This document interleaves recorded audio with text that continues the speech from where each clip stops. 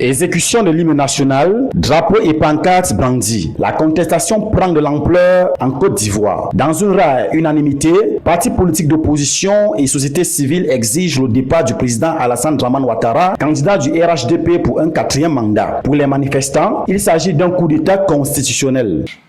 Nous demandons donc à tous les militants du PPACI, à tous les militants du PDCI-RDA, de prendre toutes leurs dispositions pour que tous les militants, en tout cas autant que nous pouvons, que nous soyons présents à cette grande marche que nous allons faire.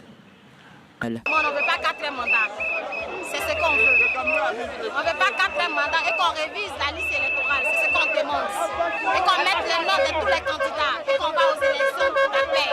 C'est tout ce qu'on veut. À l'origine de cette mobilisation, plusieurs revendications. La réhabilitation des candidatures écartées, comme celle de Laurent Gbagbo, ancien président et figure de l'opposition, ou encore Abdoulaye Tidjani Thiam, exclu pour double nationalité. Sont également concernés Félix Nguessan du FPI, Charles Blé Goudé, ex-ministre de la Jeunesse et d'autres personnalités. Les manifestants demandent aussi le retour des exilés politiques, dont Diom Soro, la mise en place d'un dialogue national ainsi que l'organisation d'élections libres et transparentes.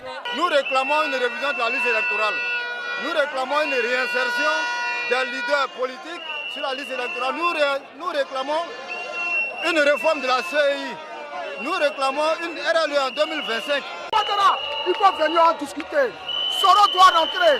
Gbagbo est là. Thiam est là. Blé Goudé. Tout le monde en parler. Et puis on va avancer. Évitons le sang. Parce que le sang n'est pas bon. À quelques jours du lancement officiel de la campagne, la tension reste vive. L'opposition continue de dénoncer la mainmise du régime sur la commission électorale indépendante jugée partiale. Un climat qui, si rien n'est fait, pourrait replonger le pays dans une crise semblable à celle de 2010 qui avait coûté la vie à plus de 3000 personnes.